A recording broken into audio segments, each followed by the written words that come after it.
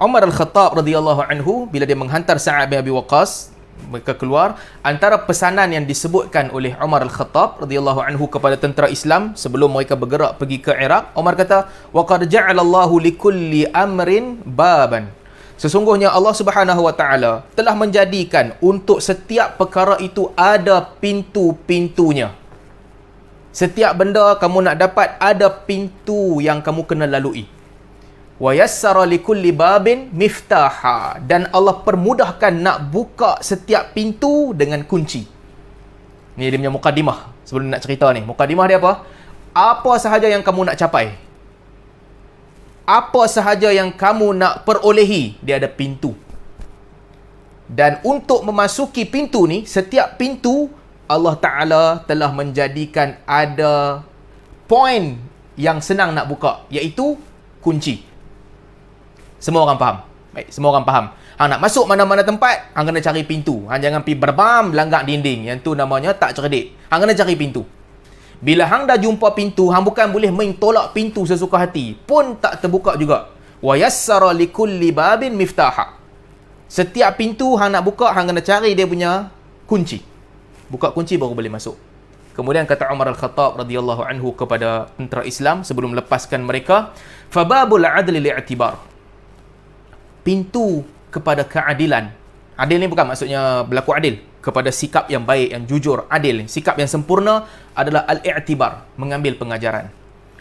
Nak menjadi adil, kena ambil i'tibar. Wa miftahuhu zuhud. Kuncinya adalah berlaku zuhud. Wal i'tibar dhikrul mauti wal isti'dad bi taqdimil a'mal. Dan i'tibar itu adalah mengingati kematian dan juga sentiasa bersedia untuk mendahulukan amalan, untuk menyerahkan amalan. Itulah i'tibar. Kemudian kata Umar, "Az-zuhdu akhdhul haqqi min kulli ahadin qibalahu." Sedangkan zuhud adalah mengambil hak kebenaran daripada siapa sahaja yang mendatangkan kebenaran itu. Itulah zuhud. Zuhud artinya apabila kamu dengar kebenaran tanpa mengambil kira siapa pun yang bukmai kebenaran ni, kamu terima. Besar mana pun orang tu, kecil mana pun orang tu, kalau dia bawa kebenaran, kamu terima. Waliktifa bima yakfihi minal kafaf. Yang kedua, cukuplah dengan apa yang mencukupi. Cukuplah dengan apa yang ada pada diri kamu. Umar kata zuhud ada dua. Satu, kebenaran kamu mesti terima datang daripada channel mana sekalipun. Benar, benarlah ia. Dajjal cerita kepada sahabat Nabi SAW kebenaran. Nabi confirm, Nabi kata yang itu kebenaran. Iblis cerita, syaitan cerita kepada sahabat Nabi kebenaran yang dia takut ayat kursi. Nabi mengaku, Nabi kata sadaqaka, dia cakap betul walaupun dia penipu. Zuhud artinya daripada mana sahaja datang kebenaran, kamu ikut. Satu. Yang kedua, waliktifa'u bima yakfihi minal kafaf. Berasa cukup dengan apa yang cukup pada kita. Fa illam yakfihi kafaf lam yughnihi syai'. Kata Umar Al-Khattab, kalaulah yang ada tu tak cukup lagi kepada kamu, tak ada apa pun yang boleh mengkayakan kamu. Jadi satu pengajaran yang kita boleh ambil daripada perkataan Umar Al-Khattab, perkataan dia panjang ni, muka surat 321, ini salah satu. Kalaulah apa yang ada kat kamu ni masih belum mencukupi, artinya tak ada apa akan mencukupkan kamu. Maksud Umar, kaya, ghina adalah ghina nafs, apabila jiwa berasa kaya dan mencukupi. Kalau jiwa tak mencukupi, sebanyak mana harta yang kita dapat pun, kita tak cukup. Ramai di kalangan kita yang ada pengalaman hidup susah dan hidup senang. Tetapi kesenangan dan kesusahan hakiki ni bukan tentang bilangan harta. Ia tentang cukup ataupun tak cukup. Dan sama aja bagi orang susah ataupun orang senang. Untuk orang yang dia hidup susah dan pada dia cukup dengan apa yang dia ada untuk hidup, itu telah memadai untuk dia. Nanti dia kaya pun dia boleh adjust hidup dia. Hidup dia lebih senang tapi cukup dengan apa yang ada. Tetapi bagi orang yang dia miskin, dia susah, makan tak cukup, bukan kurang lah, makanan dia kurang, pakaian dia kurang, dan dia rasa tak cukup, jangan harap nanti bila jadi kaya dia nak rasa cukup. Sebab ini tentang sikap. Kata Umar Al-Khattab, Kalau yang ada pada kamu ni tidak mencukupkan kamu, tak ada apa yang boleh mencukupkan kamu. Banyak mana harta kamu ada pun, itu tidak akan mencukupkan kamu. Kemudian kata Umar Al-Khattab radhiyallahu anhu, hendaklah kamu bersabar, kamu keluar pergi perang di jalan Allah Subhanahu Wa Taala dan banyaklah mengucapkan. Ni pesanan dia. Masa berdepan dengan musuh, masa lawan dengan musuh, banyaklah kamu mengucapkan la haula wala quwwata illa billahil aliyyil azim. Tidak ada kekuatan dan tidak ada daya upaya dan tidak ada kekuatan melainkan dengan Allah yang Maha Tinggi dan Maha Perkasa.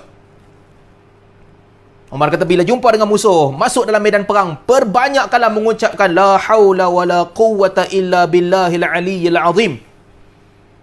Umar tak boleh bagi dekat para sahabat tonik yang pelik-pelik. Ni aku nak abang hampa satu bacaan. Hampa baca bacaan ni, hampa jadi kebal, power gila. Bacaan secret. Nah, tulis bacaan ni, baca. Ataupun nak ambil bacaan ni, simpan-simpan, baca. Orang lain tak tahu. Hang sorang je dapat ilmu ni. Kan kadang-kadang orang tiba macam tu. Yang belajar silat sebagai contoh. Hang belajar silat ni, hang sampai tahap tertentu, dia ada bacaan tertentu. Bila hang baca bacaan ni, orang biasa tak boleh dapat. Dia dah up level, tinggi sikit, dah memang masuk jemaah tu, hang akan dapat bacaan ni. Bila hang baca bacaan ni, hang jadi kuat. Contoh. Hang baca bacaan ni, hang orang pukul hang tak sakit. Contoh. Bacaan tu mereka simpan sesama mereka. Orang luar silat tu tak dapat. Tak kira lah dengan berkat Panglima Hitam ke, dengan apa ke, dia campur la ilaha illallah, dia campur dengan benda-benda ni semua. Tapi nak tengok sikap para sahabat ni, tak ada benda secret.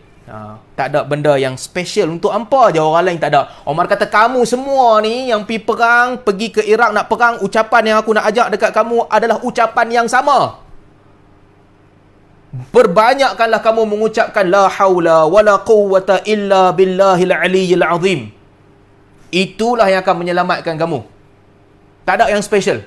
La haula wala quwwata illa billahil aliyyil azim. Dan Umar Al-Khattab radhiyallahu anhu juga berpesan kepada Sa'ad bin Abi Waqqas radhiyallahu anhu, bagi tahu kat aku khabar kamu.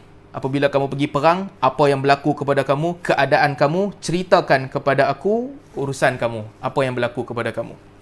Kemudian Umar pesan kepada mereka, wa'lam anna Allah qad tawakkala li hadzal amri bima la khulfa lahu.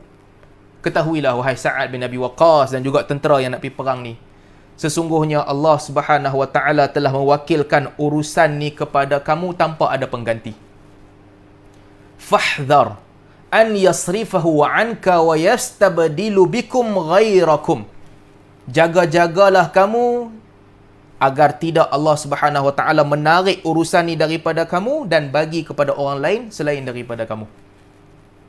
Umar ajak para sahabat, kalau kamu menang bukan pasal kamu bagus. Kalau kamu menang bukan pasal kamu hebat. Agama ni tak perlu pun kepada kamu. Tapi Allah telah memilih kamu untuk memegang tanggungjawab ini dan urusan ni. Jaga-jagalah kamu agar urusan ini tidak dicabut daripada kamu lalu diberikan kepada orang lain. Jihad fi sabilillah adalah kemuliaan yang Allah Subhanahu Wa Taala kurniakan kepada kamu, kata Umar. Bukan kamu pilih, tapi Allah pilih kamu. Be careful. Jaga-jaga. Berhati-hati supaya tidak nikmat ini dicabut daripada kamu dan diberikan kepada orang lain. Kalau bukan kamu, ada orang lain yang boleh buat kerja agama Allah ni. Bukan kamu seorang. Kamu ni tak hebat mana pun. Bersyukurlah dan jaga-jaga. Sebelum Allah tarik daripada kamu, Allah bagi kepada orang lain. Kalau kaum ini tak boleh mempertahankan agama Allah, kaum lain akan pertahankan agama Allah. Yang rugi adalah kamu. Kamu hilang peluang tu.